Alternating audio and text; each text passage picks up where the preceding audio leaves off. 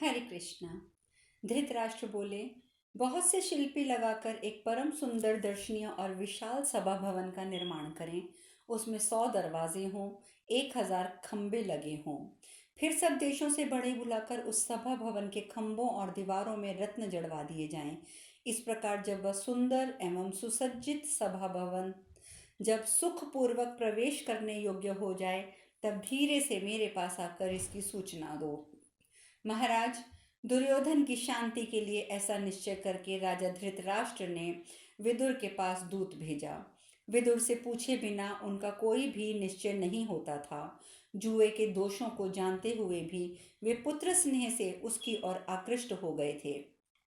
बुद्धिमान विदुर कलह के द्वार रूप जुए का अवसर उपस्थित हुआ सुनकर और विनाश का मुख प्रकट हुआ जानकर धृतराष्ट्र के पास दौड़े चले आए। विदुर ने अपने श्रेष्ठ भ्राता महामना धृतराष्ट्र के पास आकर उनके चरणों में मस्तक रखकर प्रणाम किया और इस प्रकार बोले। विदुर जी बोले, राजन, मैं आपके इस निश्चय को पसंद नहीं करता। प्रभु, आप ऐसा प्रयत्न कीजिए जिससे जुए के लिए आपके और पांडु के पुत्रों में भेदभाव ना हो। धृतराष्ट्र ने कहा, विदुर, यदि हम लोगों पर देवता की कृपा होगी तो मेरे पुत्रों का पांडवों के साथ निसंदेह कलह ना होगा। अशुभ हो या शुभ, हितकर हो या अहितकर, सुहृदों में यह द्रुत कीड़ा प्रारंभ होनी ही चाहिए। निसंदेह ये भाग्य की प्राप्ति हुई है। भारत, जब मैं द्रोण, भीष्म जी तथा तुम ये सब लोग सन्निकट रहेंगे, तब किसी प्रकार का दैव विविध अन्याय नहीं हो पाएगा। तुम वायु के समान वेगशाली घोड़ों द्वारा जुते हुए रथ पर बैठकर अभी खांडव प्रस्थ जाओ और युधिष्ठिर को बुलाकर ले आओ।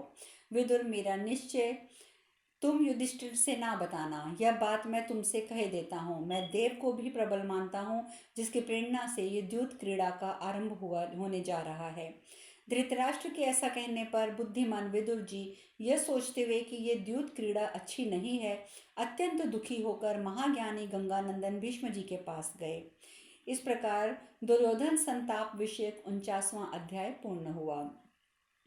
जन्मेजय जी ने पूछा, मुने, भाइयों में यह महाविनाशकारी द्यूत किस प्रकार प्रारंभ हुआ जिसमें मेरे पितामह पांडवों को उस समय संकट का सामना करना पड़ा? ब्रह्मवेताओं में श्रेष्ठ महर्षि वहाँ कौन कौन से राजा सभासद थे? किसने द्यूत क्रीड़ा का अनुमोदन किया और किसने निषेध किया? ब्राह्मण, मैं इस प्रसंग को आपके मुख से विस्तार पूर्वक सुनना चाहता हूँ। विप्रवर, यह द्यूत ही समस्त भूमंडल के विनाश का मुख्य कारण है। सौती कहते हैं, राजा के इस प्रकार पूछने पर व्यास जी ने के प्रतापी शिष्य देवदत्त व वैशंपायन जी ने वह प्रसंग सुनाना आरंभ किया। वैशंपायन जी ने कहा, भरतवंश शिरोमणि महाराज जन्मेजय, यदि तुम्हारा मन ये सब सुनने को में लगता है तो पुनः विस्तार के साथ इस कथा को सुनो।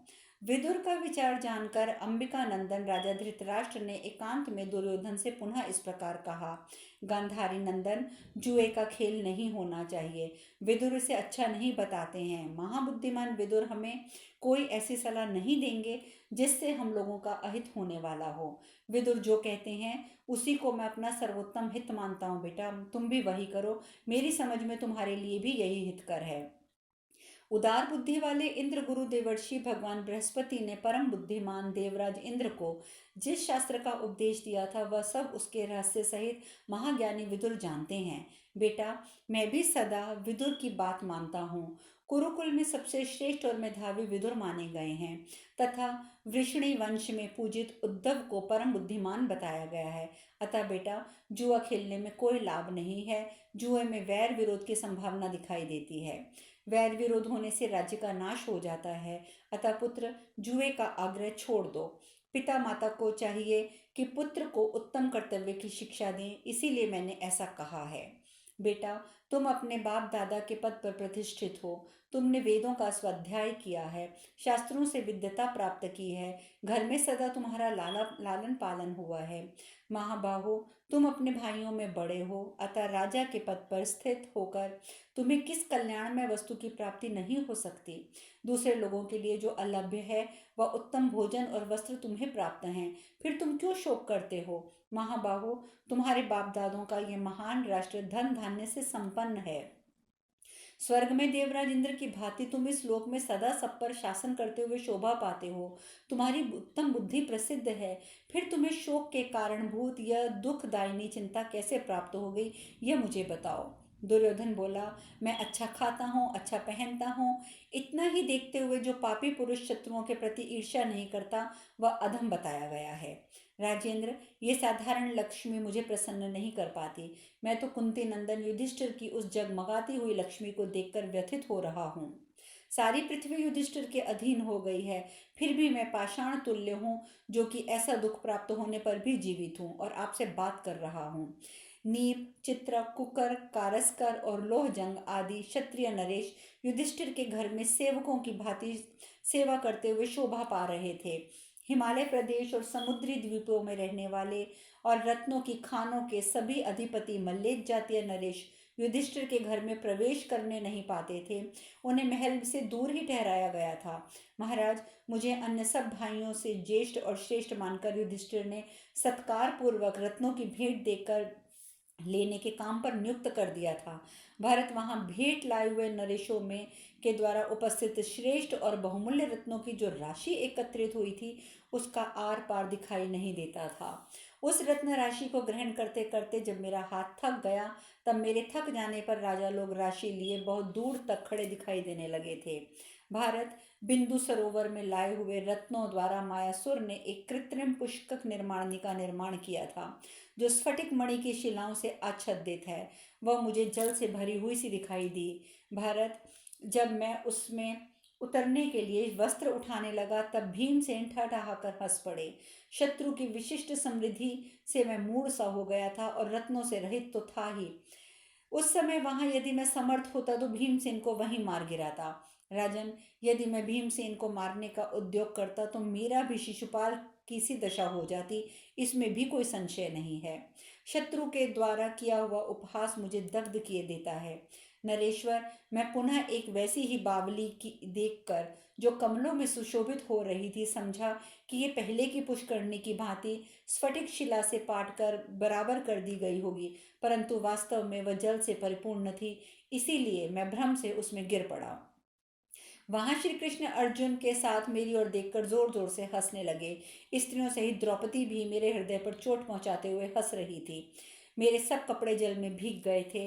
अतः राजा की आज्ञा से सेवकों ने मुझे दूसरे वस्त्र दिए। ये मेरे लिए बड़े दुख की बात हुई। महाराज, एक और वंचना मुझे सहनी पड़ी, जिसे बताता हूँ, वह भी सुन लीजिए।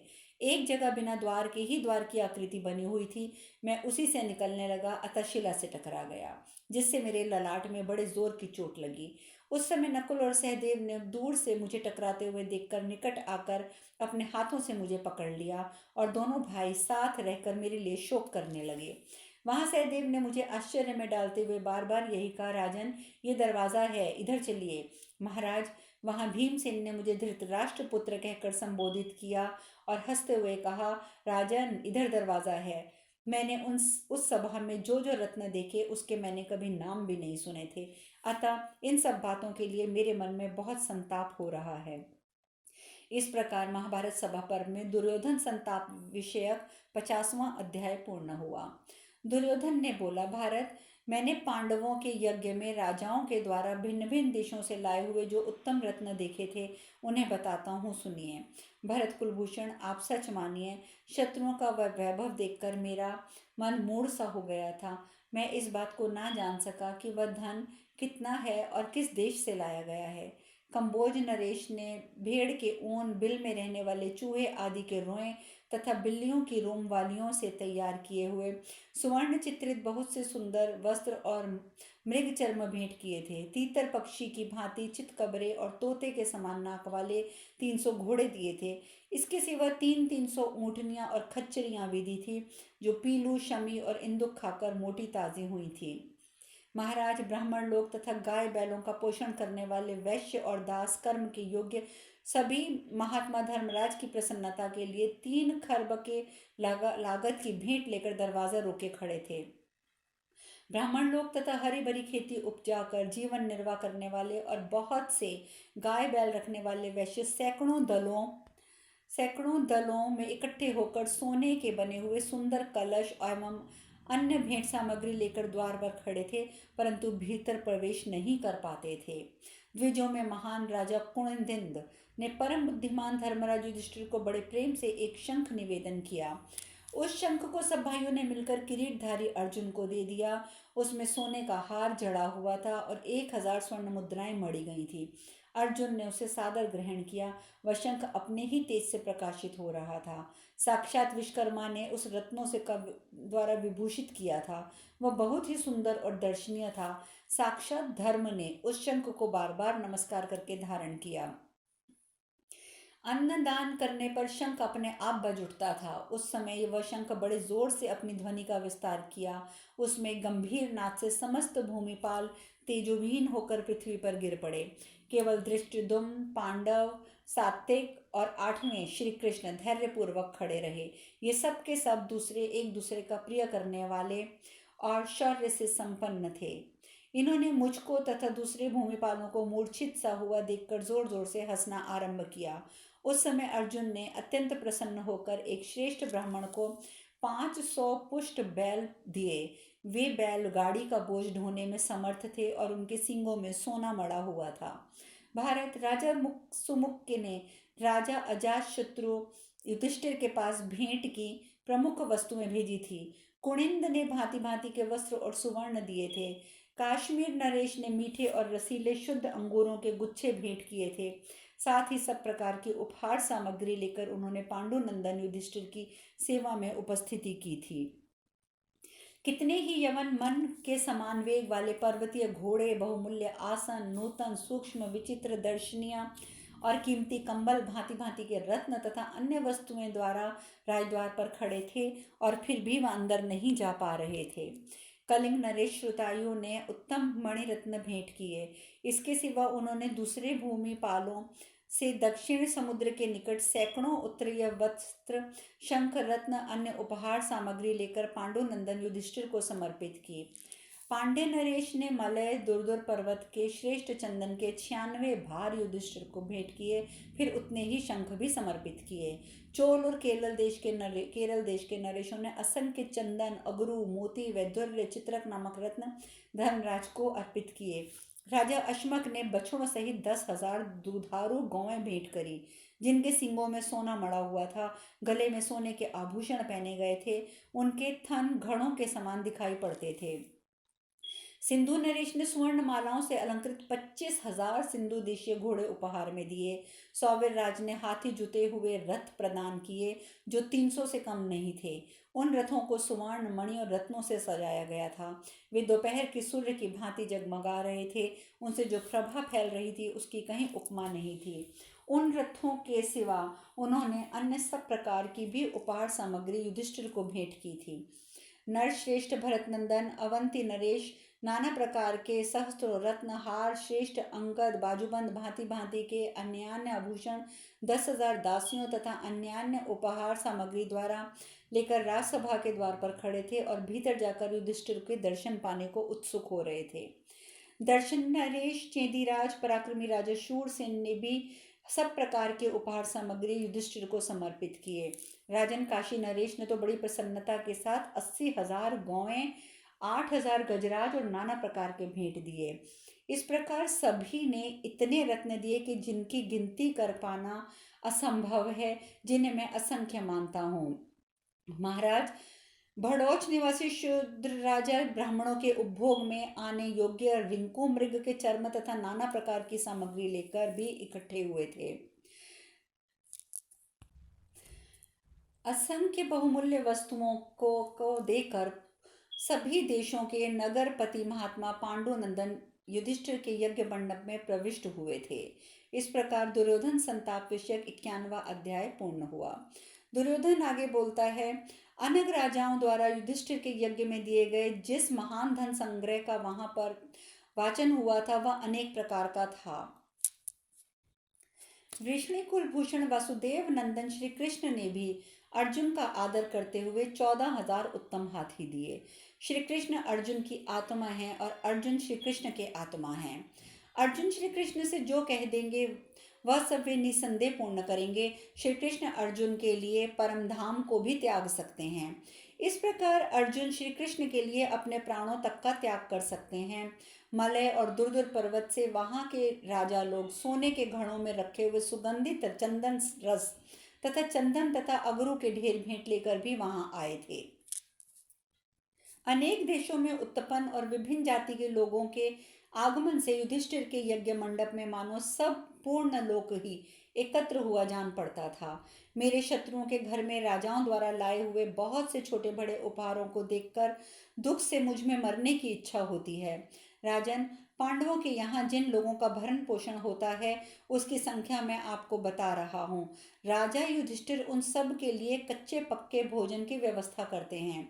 युधिष्ठिर के यहाँ 3 पद्म 10,000 हाथी सवार घुड़सवार 1 अर्बुद यानी 10 करोड़ रथारोही और असंख्य पैदल सैनिक हैं।